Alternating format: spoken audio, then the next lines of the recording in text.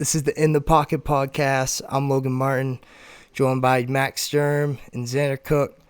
We're going to dive into the NFC West this episode for episode 4. We're going to start with the 49ers, and then the Cardinals, Seahawks, and then followed last with the Rams. But before that, we got some news to talk about. Trey Hendrickson getting signed with the Bengals, and we got Terry McLaurin getting that big contract with the Commanders. So, Max, you want to kick it off? Whoever you want to start with. I want to start by talking about the one that's been going on for the longest time here, and that would be defensive end Trey Hendrickson of the Cincinnati Bengals. It was reported by Ian Rappaport today that he signed a one-year deal worth $30 million. That is a $14 million raise for Hendrickson this year. And obviously, this is a deal that the Cincinnati Bengals knew was a desperate signing. They need to have him, and honestly, I don't really see this I didn't see it ending the way that it did. I really didn't think that a deal was going to get done, but I also don't think that this whole thing is truly over. This is rather an intermission on the contract disputes. This guy was the league leader last year in sacks, 17 and a half, on perhaps the worst defense in all of football. And honestly, I think Cincy had no intentions of re-signing Hendrickson up until these preseason games where we saw their starting defense get absolutely decimated by second and third string teams and lineups, especially versus the Commanders, who we'll talk about in a little bit. But I just don't think that they saw a way that they couldn't sign this guy. He was their one bright spot on the team last year, and they needed to get him signed at least for this year while they figure out the rest of their defensive struggles. But I don't think the extension goes past this season. They simply don't have the money. They've got $125 million per year tied up with Joe Burrow, Jamar Chase, and T. Higgins. And I honestly think that they're not going to be able to give Trey Hendrickson what he wants, which is going to be north of $40 million once he does sign a long-term deal. So it's good for them now. They'll have him this year. And he'll help in the pass rush, but that doesn't solve much of their defensive problems. They're still going to struggle. We saw it last year. They just had that one bright spot in Hendrickson. Dude, yeah, just piggybacking what Max said, the deal had to get done. We saw it in preseason. That defense was fucking horrendous. That starting defense, horrendous against second and third string players. That's not going to fly in the regular season, especially when they have one of the toughest schedules in the league. So yeah, a deal had to get done. It had to be this season, and they better be the fans are obviously rejoicing the streets of Cincinnati, and the front office has to be thanking Trey Hendrickson just to be a part of this team because he's going to help that defense ever so slightly. Obviously, 17 and a half sacks is insane in today's NFL. So to have him back, it's going to improve that pass rush immensely, but there's just so many questions surrounding that starting defense where does it really even help that much, because that defense got threaded last season. So we'll see how it plays out this year. Yeah. Logan, before you take off again, I just want to say, I think this does ultimately help the Bengals on the defensive side of the ball. Getting somebody of his stature and the talent that he has, he's going to provide a lot of great pressure to the quarterbacks that they're facing. And think about their division going up against Lamar Jackson and some other rising stars, as well as the guys they got to play in conference, like the Bills eventually. If they end up making it to the playoffs, they'll probably have to run through them. They'll have to run through Mahomes. I don't see them making the playoffs because of their problems that they have, but we'll discuss that when we get to the AFC North. But they at least give themselves a chance in these games where we saw Burrow come out with 2 or 3 minutes left in the game and be able to secure these wins for the Bengals, the few that they had this year. I think that it's a Band-Aid over a larger problem. Oh, yeah. Yeah, the Cincinnati Bengals defense is horrendous, and if you're watching any of the preseason, the backups are outperforming them. And if you're seeing this in the preseason, that's a problem. And you're talking about head coach for Cincinnati who's he's not used to playing the starters in the preseason, and this year he switched it up because last year they didn't get off to a hot start. So you want to switch things up, get guys in for the preseason, get them ready for when September rolls around. But it's interesting, his contract situation. He signed an original contract based on his past performance when he wasn't really a top leader in sacks, the leader in sacks in the NFL, like I said.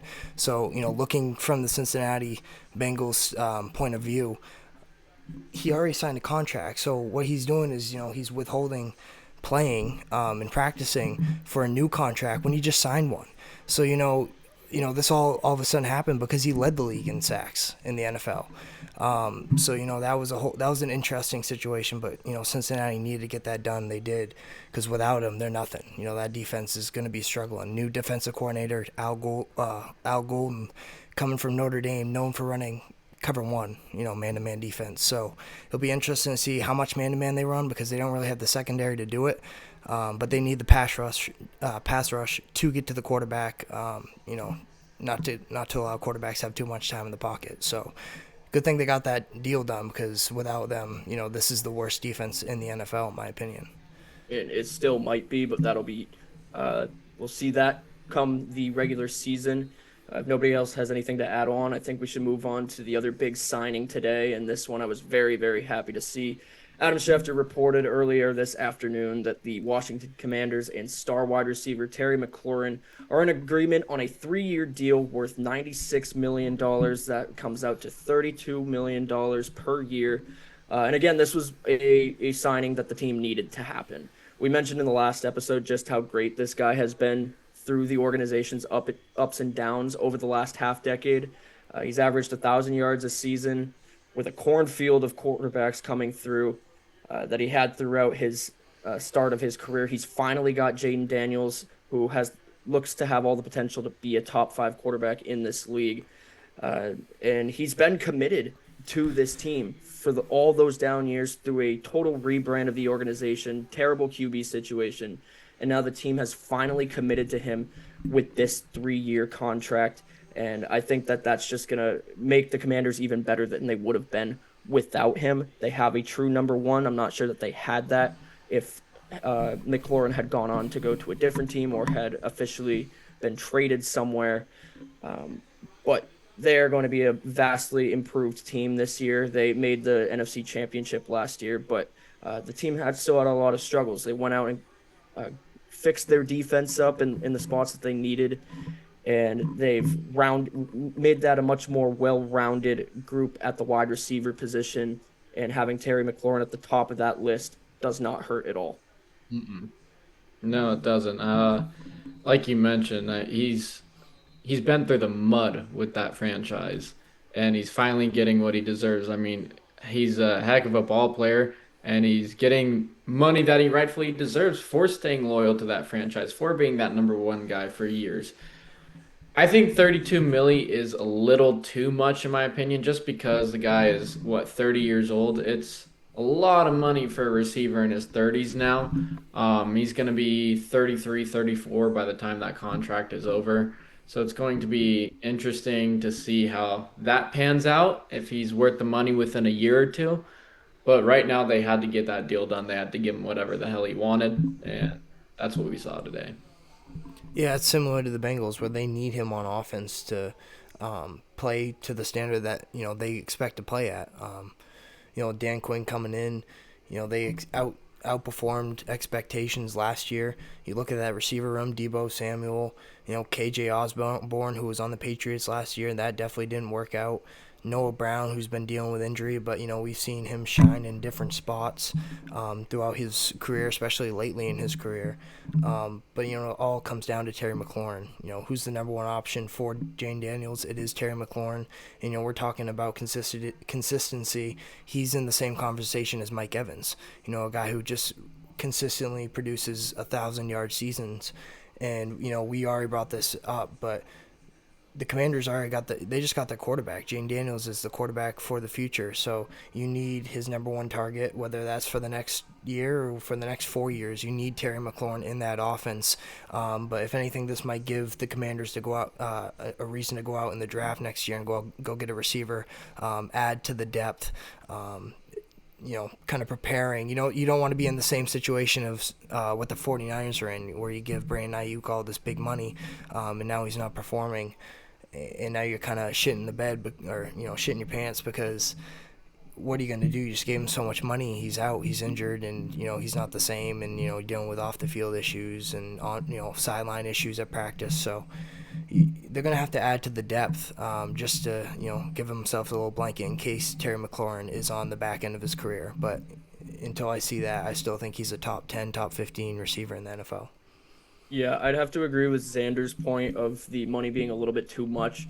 However, I think that this is a safe deal because the guy does not get injured very often. We have seen him have little uh, areas, peaks in his career where he has had some injury, but for the most part, he stays on the field. He's put up 1,000 yards in almost every season that he's been a full-time starter in, or that he's played all the games.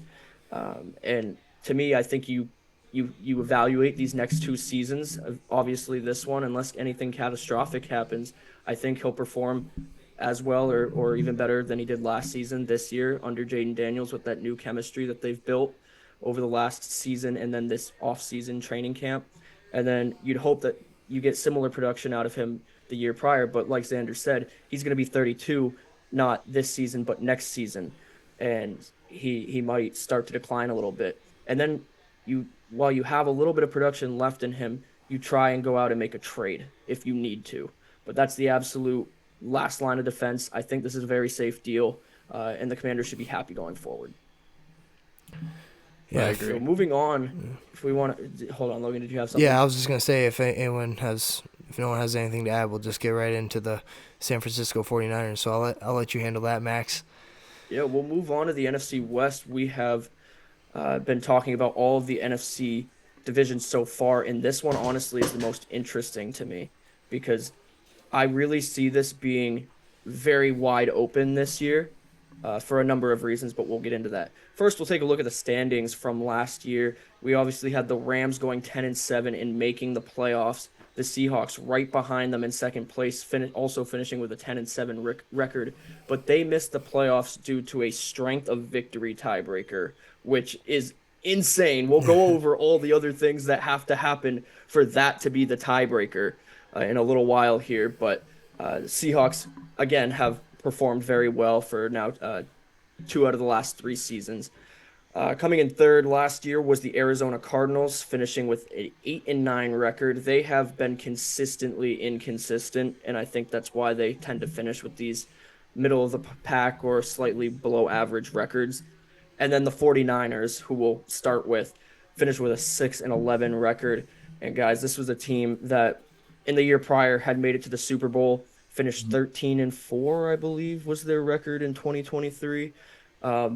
But there were some obvious outliers this year that prevented them from making a run again. And quite honestly, it was just the injuries.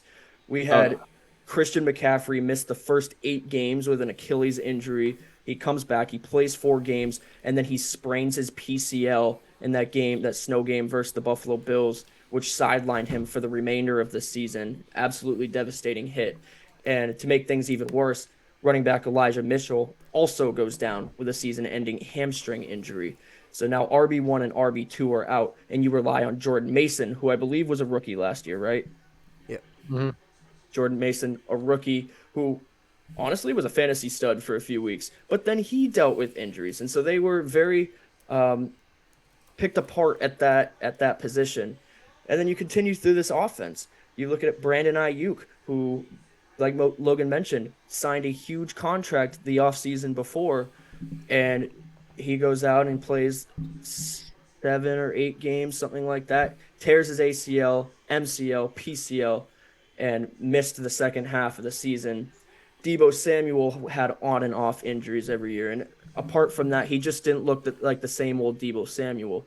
Trent Williams, maybe the best offensive tackle in the league, goes down with an ankle injury, and he's functionally sidelined. He's still out there, but he's not producing the way that he normally had. He allowed a lot more pressures, and then he did end up missing the last 2 games, which at that point didn't matter. They were just trying to save him from further injury. Their right guard, John Feliciano, had knee surgery and missed the entire season. Nick Bosa missed time. Javon Hargrave tore his bicep and was out for the season. Dre Greenlaw tore his Achilles in the Super Bowl the year prior, returned in the 14th game and played like two halves of two separate games and didn't play again. Devondre Campbell left the team at halftime versus Yeah. the Rams and just said he was done. And then countless other minor and moderate injuries. Brock Purdy missed a game in there at one point. This team was absolutely decimated from the top to the bottom of their roster. And I think that was the major downfall for them. Yeah, it was. Yeah, the 49ers, they're hoping last season was just a bump in the road. And honestly, their biggest asset this season, those guys are coming back healthy. And look at the schedule. It's a little bit light. That should put this team some time to get healthier. For now, CMC is healthy. That's big for an offense that has serious injury concerns at running back. Ayuk will miss the start of the season, and Juwan Jennings still isn't ready either. So that means George Kittle and Ricky Pearsall will see some heavy action. And with Debo gone, I'm thinking Ricky Pearsall is going to have that breakout year for sure. I'm so ready for it. It's going to be awesome. I can't wait to see him play. Yeah. Trent Williams is one to watch after he took a step back last season, and he's still a very good tackle, but is he finally nearing the end? Um, It's getting close. it is getting close. And then you look at Brock Purdy. I mean, he is what he is. He's good, probably not great, but good can be good enough in the NFL when you have the weapons surrounding you. He's Right. And I was going to get into that next. Logan, I'll let you speak first, but I do want to talk about Purdy a little bit. Yeah, I mean, he's Yeah. assistant QB. He's a good QB. Um, the defense should hold up well. I mean, Bryce Huff is a sneaky addition next to Bosa now that he's back in Saleh's system.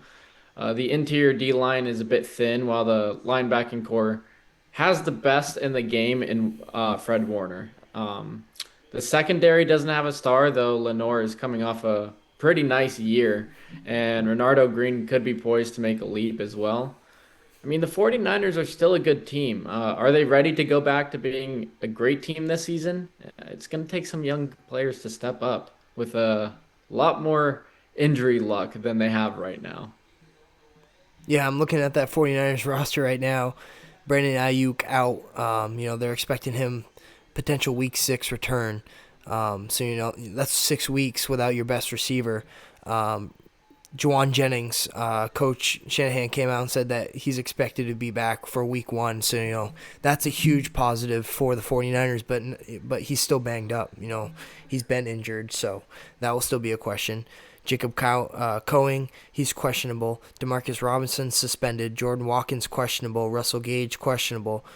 And then you got Ricky Pearsall, who's healthy. Sky Moore's healthy, and then Junior Bergen, who's healthy. So you're looking at that wide receiver depth chart, and over half the guys are injured. They're banged up, and you're talking about teams in the NFL who've had the injury bug. 49ers might be the most cursed. Unfortunate injuries. Christian McCaffrey, Nick Bosa's dealt with injuries.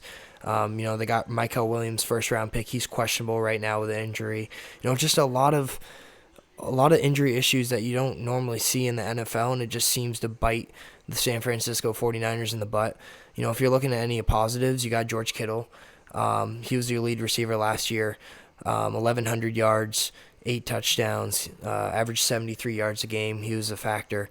Another positive, you look in a regular season at Seattle, at New Orleans, versus Arizona, versus Jacksonville. I wouldn't say that's easy, but that's easier than most of the teams we've covered so far in our 3 episodes on the podcast. That's probably the easiest 4-game stretch to start the season we've talked about.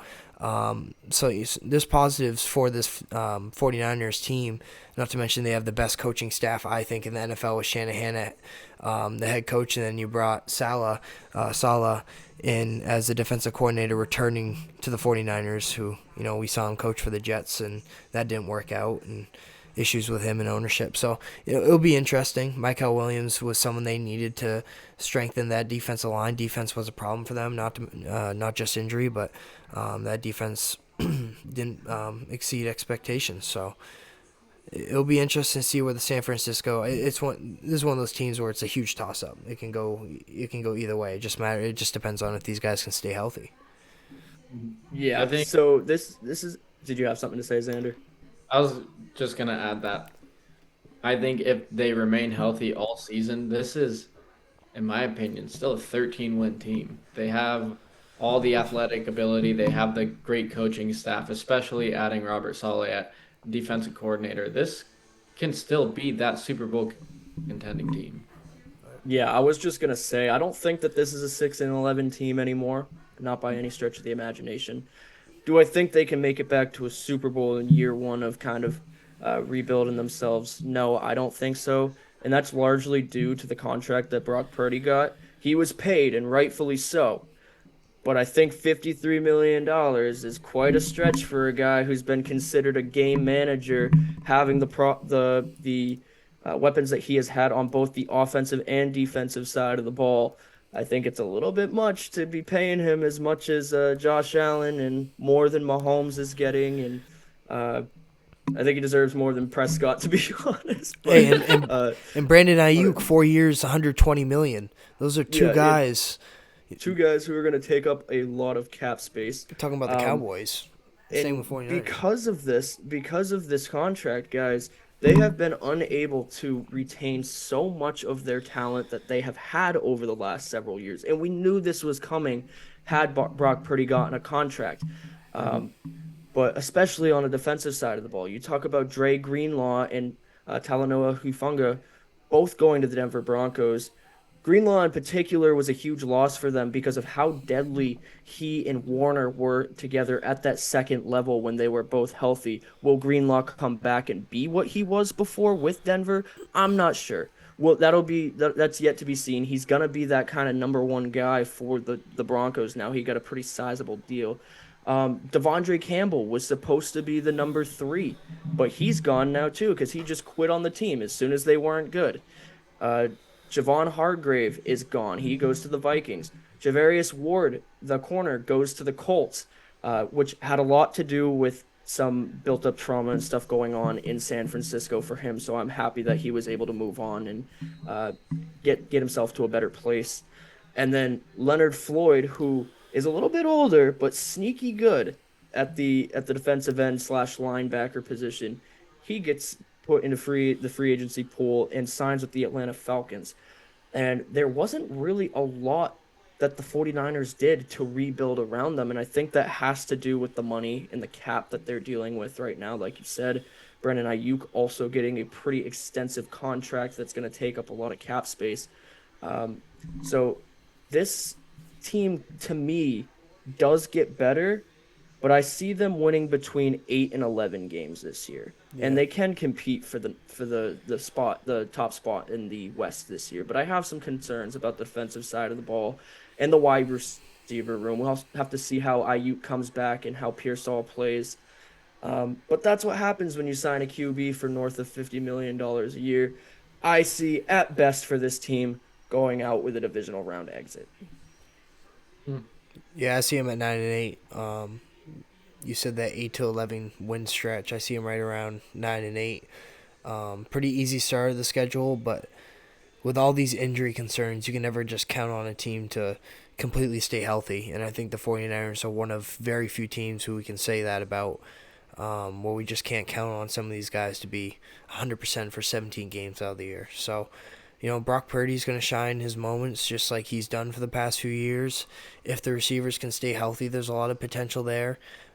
Christian McCaffrey, he's a toss-up because of his injury concerns and the defense. Always. I'll never draft him again in fantasy. Yeah, I think you can take him, and he's still top. He's still projected to go top 5 in most leagues. I don't understand that. But yeah, it's one of those teams where big question mark. Like you said, wild card spot is kind of where I see him at. If that, this is a very competitive division, in my opinion. When you're talking teams that are going to be right around 500, we got every single team except for the Rams I could see going, right around 500, which makes that competitive, especially in a division where you don't have a lot of separation from worst to last. So, Dan, or anything to add on to that? No, you guys All said right. perfectly. Yeah, so it'll be interesting to see how they come back from all of these injuries, and um, we got to remember some of these guys won't be back at the beginning of the season, so they've got to try and get a good start without some of the guys that have been injured, and try and build that team back up slowly throughout the year. Moving on, we'll go to the third place Arizona Cardinals. Again, a 9-8 record last year. And guys, honestly, my thoughts on this team have been the same since the start of the Kyler Murray era. They have the potential to be great, but they fall short every year, largely due to the fact that the play of Kyler Murray is inconsistent every single year. Um, we've seen a lot of highlights from him, and when he does have great seasons, his defense lets him down. And when the defense is playing solid, he goes out and he doesn't play the best ball. And the Cardinals last year started on a 4-game win streak in the first half of the season. I think they were 6-4 going into the bye week, and then they just collapsed after that. They struggled defensively. Their linebacker core needed help. They had lots of yards given up over the middle, particularly to those tight ends and slot wide receivers, which would indicate that their slot corners as well as their linebackers definitely needed an upgrade. Um, and then on the other side of the ball, the offense struggled to maintain that consistency as well. We saw Kyler Murray last year with a full season back after the ACL injury in 2022 come out and put up 3,800 yards, 21 touchdowns, and 11 picks. But that was after being injured. He comes back, puts up that great performance, but when it mattered, he struggled. He threw 8 of his 11 interceptions last year in the second half of the season, highlighted by two interception games versus the Rams and Seahawks, divisional opponents in games that mattered towards the end of the year.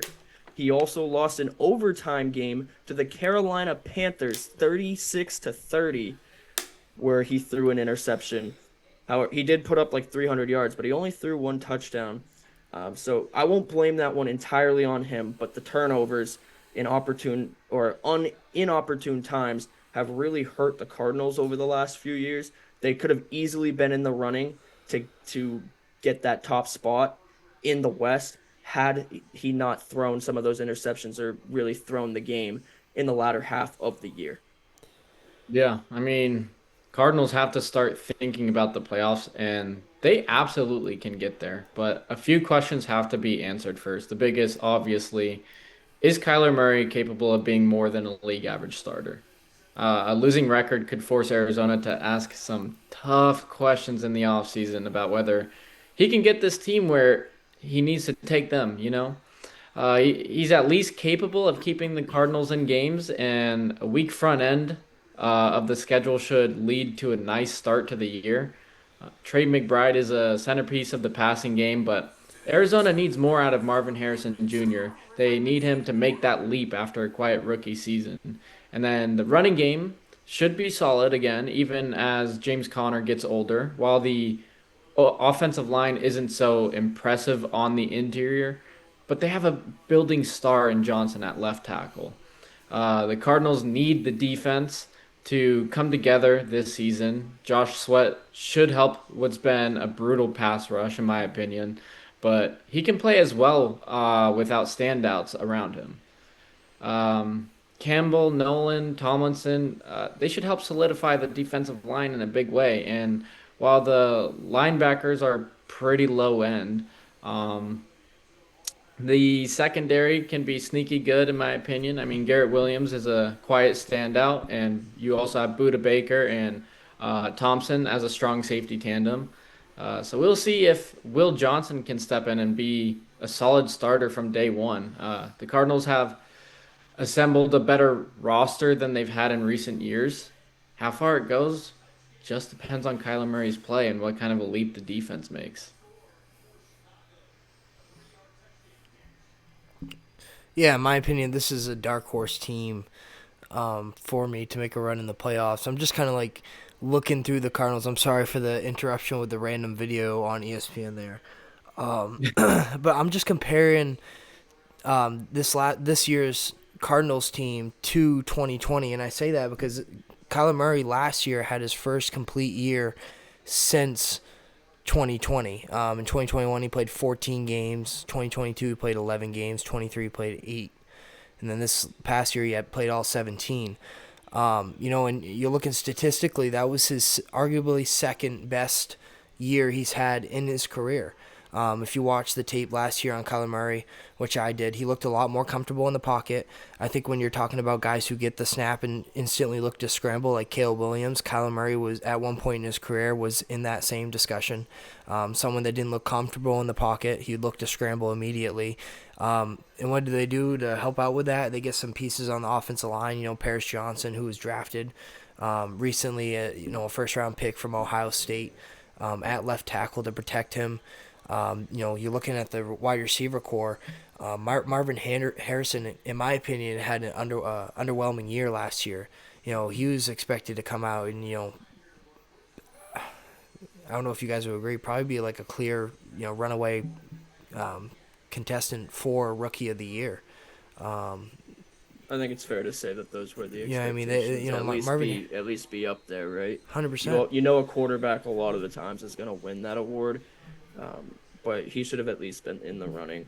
Especially with a top 3 pick going towards a receiver. That puts a lot of pressure on a top 3 pick at a skill position to perform and meet that standard. I'd say he underperformed. But there's still a lot of potential with him. So you're looking at this year's team compared to the team that Kyler Murray had in 2020. You got DeAndre Hopkins, who had the last year that was good. That was his last year he had that was exceptional, was in 2020.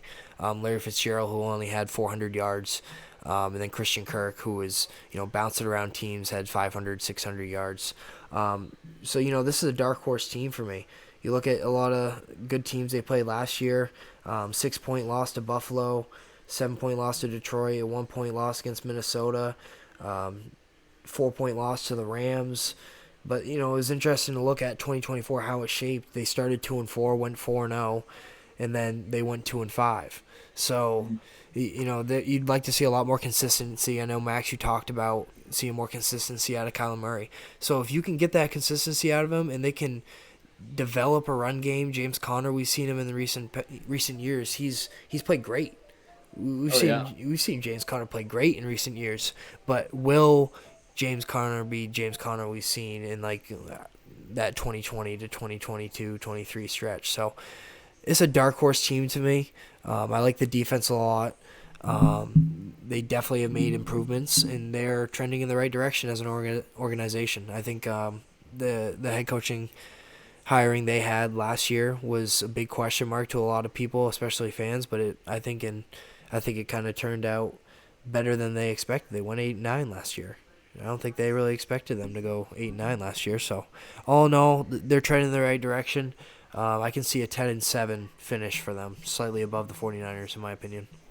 Yeah, trending in the right direction is absolutely right. This is a team that was below average in both passing and total yards last year, and they went up to 12th in passing, 18th in total yards.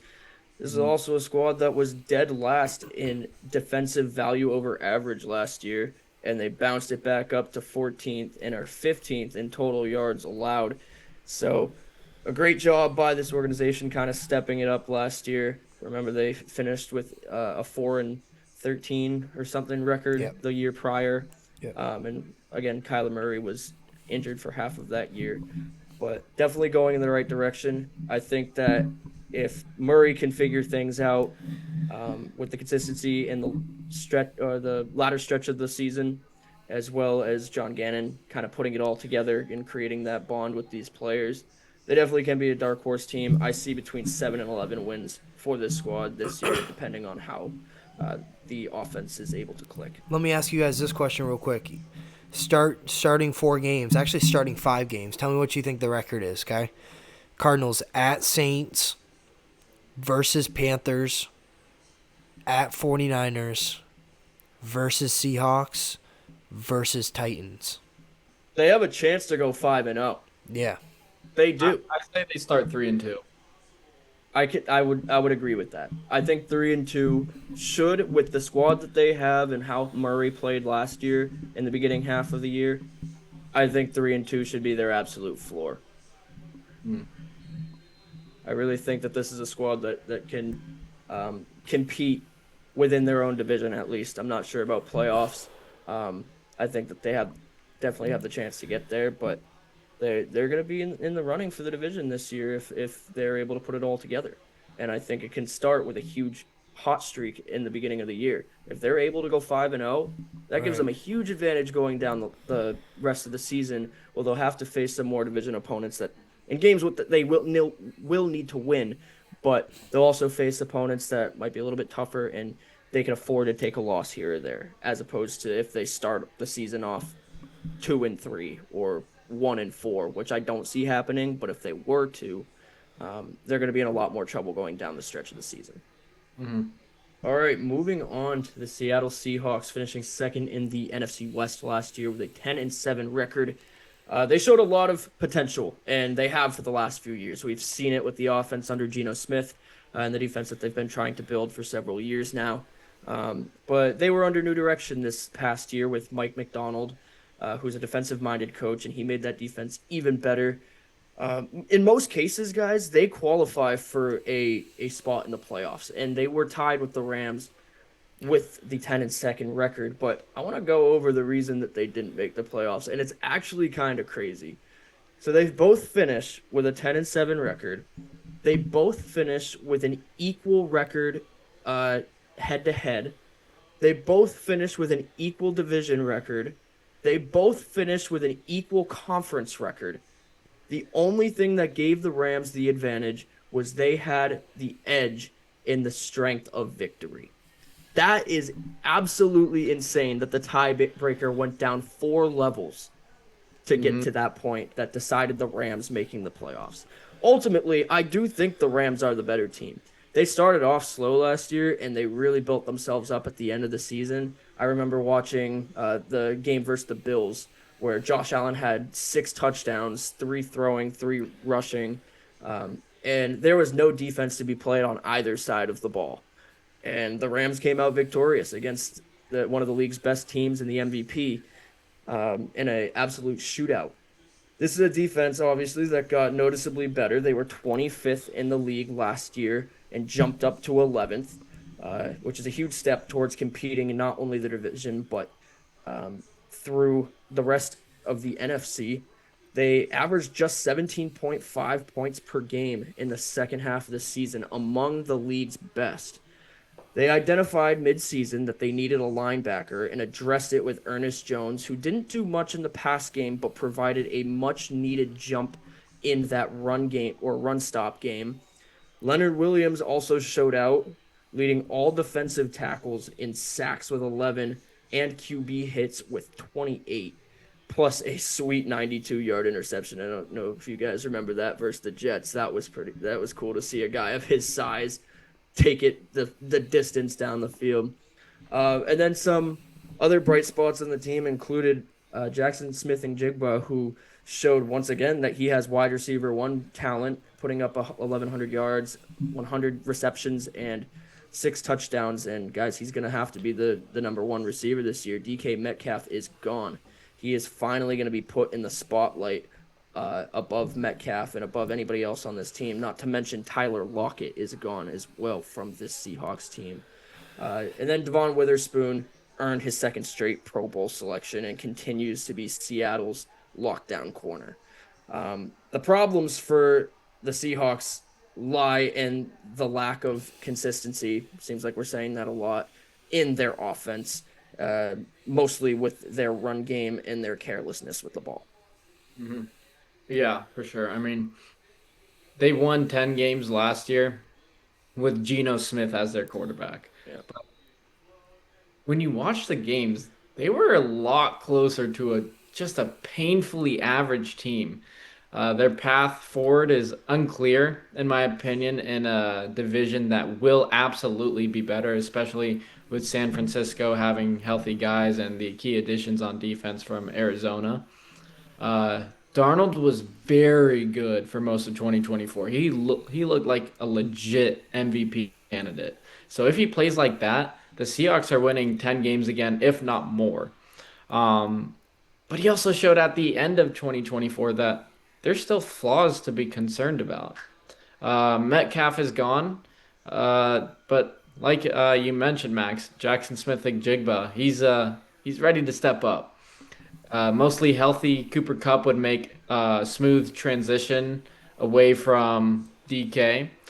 The running game has to be better, obviously. The offensive line, is it good enough to let that happen? We don't know. Zabel should be an upgrade, but the center position is a major concern, and the right side remains shaky. The Seahawks, they have all the tools on defense. I mean, like you mentioned, Devon Witherspoon is that shutdown corner. You still have Leonard Williams. You have guys on that defense that's going to win you some games, and it's going to keep the scores close and low. The only question is, how good can that offense be? And in my opinion, adding Sam Darnold after he was in a system with Kevin O'Connell, had that amazing year, the best year of his career by a mile. Now you're putting him with Seattle, where he still has the talent. He's got Jackson Smith and Jigba. He's got Cooper Kupp. He has Kenneth Walker as a running back. We can see a similar year to the Seahawks winning 10 games again. And in my opinion, I think they eclipse that. I think they go 11-6. I think they are a solid team this year. I don't know about 11-6. I think if they are 11-6, they have the best defense in the league, and I think this is going to be one of those teams where it's pretty boring to watch if you're an offensive loving NFL fan. If you love watching tough defensive football, kind of like Steeler football, which Xander you're accustomed to, you're going to like watching this Seattle team. You mentioned Sam Darnold coming from Minnesota to Seattle. Let's think about the position he was in Seattle, or he's in Seattle compared to what he was in Minnesota. He's in a much worse spot, in my I think opinion, in terms of being an offensive, in terms of being a quarterback. Jackson Smith and Jinga, I want to let you add to what I just said after I say this, but I think Jackson Smith and Jigba is the most exciting player on this team, and that's promising for a team that's defensive focused. But yeah, Sandy, you want to add something to? I think yes, he is in a worse system. No one's gonna deny that, but it's the fact that they had Geno Smith as their quarterback last year and they still won 10 games. Right, Sam Darnold is younger, he's more athletic, he's just better with the football. He doesn't make those same mistakes that Geno's gonna make. So that's right. why I think they eclipse that record. I am concerned Let me about the offensive line. I think that's what's mostly holding me up about how this offense is going to perform. But I can see this team winning or losing a lot of like 13, 20 games. Jackson Smith and Jigba. You talk about his career. 2023 had 93 targets for 628 yards. 2024 137 targets, 44 more targets than he had in 23, and then 500 more yards. He had 1,100 yards. He was very impressive. A lot of 100-yard games, a lot of 10-target, even 10-reception games. He's very impressive. I think he's the bright spot on this offense, and I think Sam Darnold's going to love throwing him the football. But we're also talking about a guy who had Justin Jefferson on the team. He was throwing the Justin Jefferson. So I know Jackson Smith-Njigba is a top 15, maybe even top 10 receiver in my opinion, going into 2025, but he's not a top 2 receiver like Justin Jefferson was. So those are just some of the setbacks I have with how I expect Sam Darnold to perform this year. Yeah, let me be abundantly clear that this season does ride on Sam Darnold and whether Right. he's able to produce the 100%. way that he did in Minnesota. That's what Seattle's riding on. That's what the head coach and GM are riding on. Because if not, this is a huge mistake that they made. It's become a thing in the league consistently where a guy has one good season at the quarterback position, surrounded by very good talent, and another team signs them for a ridiculous contract. Now, they're remind me of how many years the contract is again. 3 years, or 2 or 3 years, I want to say, Yeah. I want to say three because it's a $100 million contract, and I which don't is think that they're paying him crazy. He 50. got paid. That So was, yeah. I think that picking him up is not a bad start for Seattle, but the money could be a huge issue if he does Well, they not also perform. have a opt out after the second year, I believe. Well, and good, but they still have to pay him $33 million a year for the first 2 years. And if the first year sucks, how do you think they're going to feel about it going into the next season? Now, they do need to upgrade at the offensive line, and they have started doing that. But um, remember, Sam Darnold played behind one of the best offensive lines, played with the Right. best talent in the league last year.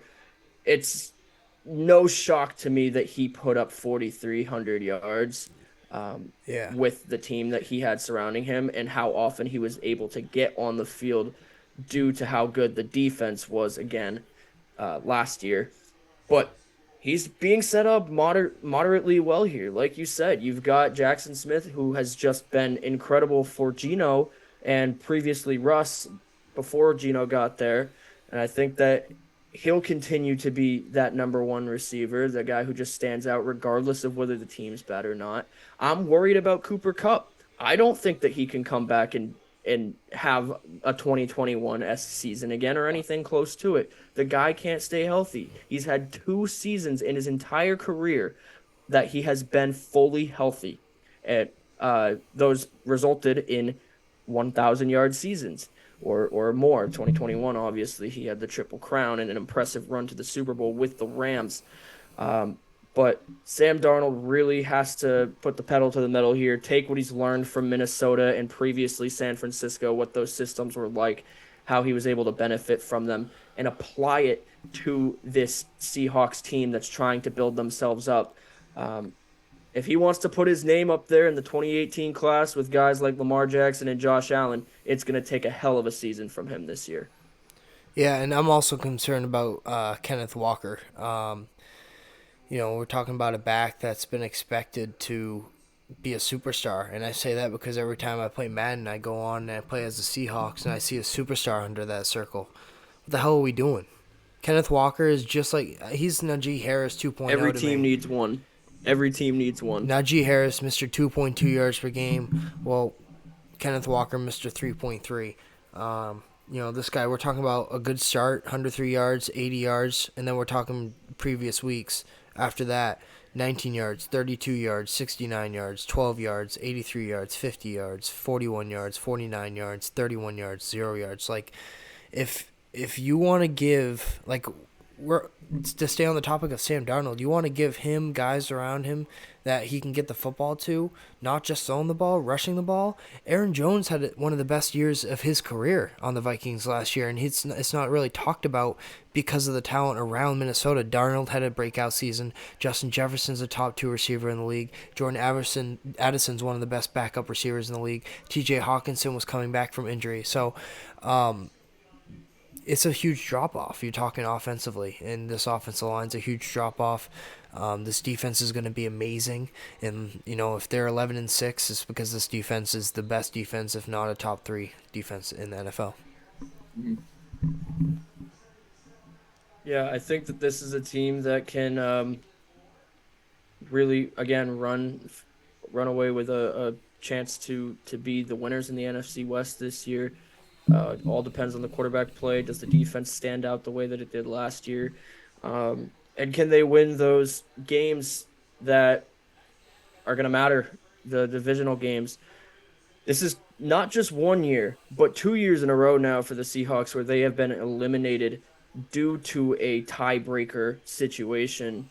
Um, and so clearly it matters to win these games and to not even just win the divisional games, but win your conference games and win against the teams who have better records. Um, and I definitely expect to see a jump. I think that this team can win between 8 and I'm going to say 8 and 11 games. I think most of these NFC West teams are going to be right in that margin Right. again. Yeah, I see 8-9. So, All right. We're all done with the Seahawks. We'll move on to our division champs of 2024, that being the Los Angeles Rams. Guys, I love the Rams. I love everything that they have built around Matthew Stafford since he's got there. He already has a ring under his belt there. couple down years for the Rams there following uh, their championship run, but slowly building it back up. Obviously, they lost Cooper Kupp, who was their superstar during that season in 2021, but luckily for them, Puka Nakua on the come up, potentially a top 10 wide receiver if he can produce like he has in previous years. Um, the guy's incredible. I see him make catches that I remind me of Calvin Johnson, and I see the speed that reminds me of Tyreek Hill sometimes. Obviously, those are kind of exaggerations, but it makes me think of guys like that with just all the collective talent that he has in so many different uh, scenarios and attributes of the position. He's an all-around great receiver. I think they're going to rely heavily on him. Another guy, Kyron Williams, gets that big contract after his 2 good years with the Rams. He's a fantastic running back. He'll put up good numbers for them this year. Um, and then the defensive side of the ball, they've also built quite a roster over there. Um, I'm blanking on his name for whatever reason. Defensive Rookie of the Year. Jared Verse.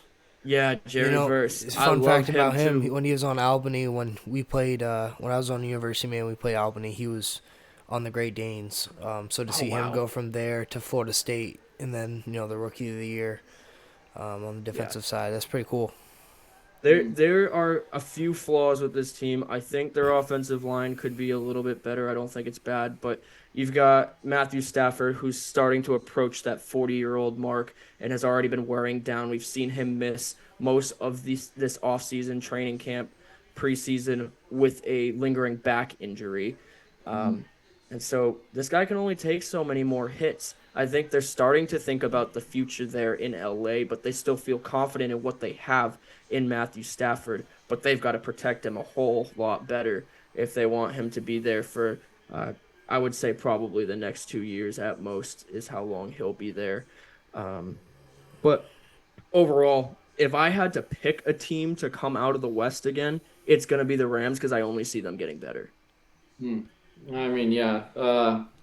I have a lot of things, or not a lot of things to say, but a few things to say about the Rams. Obviously, number one is questions surrounding Matthew Stafford. Obviously, he's been an elite level quarterback his entire career, but age is finally starting to catch up to him given his injury history. So, are we going to see a similar successful season in LA given that injury bug right now that's surrounding him, the back issues? We might see only 6 games out of him, and if he misses a big chunk of the season, the Rams are pretty much screwed. I mean, their backups are trash. But if they can get a full season out of Matthew Stafford, they're gonna have another solid year. I mean, Kyron Williams is a dog. He's a 1,000-yard rusher, and he could attack you in the pass game too. You also have Puka Nakua, who is quietly becoming one of the star wide receivers in this league. You move on from Cooper Kupp, and you go ahead and add Devontae Adams. Now you have Puka Nakua and Devontae Adams as your receivers. That is going to be fucking lethal, Yeah. especially given the amount of knowledge that Devontae Adams can pass down to Puka Nakua to take that insane next step. And then on defense, they're solid. They have that rookie of the year in Jared Verse. They also have Kobe Turner, and their secondary is Brandon pretty solid. Fisk. Yeah, and they have Fisk. Fisk is another great guy. Um, and the thing that's going to keep them competitive, it's not just the team, it's also Sean McVay. I mean, that dude is a leader and he's an offensive mastermind. I mean, his coaching tree is as big as it is for this short amount of time for a reason. He's an incredible coach. So you can expect the same level of success out there in LA just as long as Matthew Stafford is healthy. You gotta love what Sean McVay has been able to build in LA over the last few years. He came into the league as the youngest coach in the league, and he's still on the younger side of things. Um, he Rams to the Super Bowl in 2019, where they put up a pretty terrible performance against the Patriots in an all-time terrible Super Bowl. But again, going up against Bill Belichick in your first real big game of your life, Uh, I think that's to be expected. But goes out, wins the Super Bowl in 2021. Um, but outside of just the game itself, Sean McVay goes out of his way to be involved in these players' lives and spend time with them off the field. You as a player have to love that. And as a fan, you have to love that this guy's going out and doing what it takes to build the chemistry on the team so that it doesn't feel like Coach McVay is your boss, but it feels like Coach McVay is your friend and your teammate. And I think that is a huge part of the Rams' success is what they've been able to build from a social and cultural level on that team. 100%. Yeah, I love this Rams team. I'm with you, Max. The defense is a huge bright spot. You're talking about Josiah Stewart, a rookie out of Michigan, I say a third round pick. Yeah, and he's a backup. You're talking about Byron Murphy, who had 7.5 sacks last year. Braden Fisk had 4.5 sacks. Kobe Turner, how many did he have? He had 8 sacks, and Jared Verse had 4.5 sacks. Him and Braden Fisk both had 2 forced fumbles, 2 fumble recoveries. Like, this defensive line room is absolutely loaded. It's gonna be a lot of what we saw late in 2024. I think we're gonna see early in 2025. You're talking about a defense that held 4 of their 6 opponents to 9 or less points. That's ridiculous. And if that's something to build off, if that's not something to build off, I don't know what is. You're talking playoff football, and they're fighting for their lives just to get a playoff spot. They didn't start the season very strong, and then at one point won 5 straight and got himself the playoff spot. But 4 of their last 6 opponents being held to under 9 points is absolutely ridiculous. But we talked about how the season relies on Sam Darnold for Seattle. The season kind of relies on Stafford. But if you watch any of the preseason for the Rams, the way McVay is using Stetson Bennett for pretty much the whole length of the games in the preseason makes you wonder, are they getting ready to move on? But Devontae Adams, 18th in the league in receptions at wide receiver, 18th in the league in yards. He's still a top 20 wide receiver. And Puka Nacua is a top 5 receiver in my opinion. He's a stud, man. That guy is fun to watch. I swear, there's one point, game after game after game, you're watching the Rams play, and they're just looking to find Puka. Just give Puka the ball, and he's durable, but it got to a point where it wasn't sustainable, and he was facing some injuries. So if they can, bring Devontae in, get him a lot of touches, it will save Puka from injury and what he had to face last year. And Poona Ford is my favorite signing for the Rams outside of Devontae Adams, a nose tackle that's going to come in and make an immediate impact. Already the first string nose tackle for the team in 2024 for the Chargers. 3 sacks, 39 tackles, 8.5 tackles for loss. So you're talking about an already loaded defensive line room. You bring in a veteran like Poona Ford, who played for Harbaugh and that new coaching staff and that amazing defense for the Chargers. That it's just going to add to the depth they have in that D-line room, and they're going to find quarterbacks all season long. Yeah, loved Ford as an addition for them. He was great with the Chargers last year. He was great previously with the Buffalo Bills, and was great with Seattle before then. And I think that he'll come in and solidify that defensive line that's already been vastly improved beforehand in the previous season.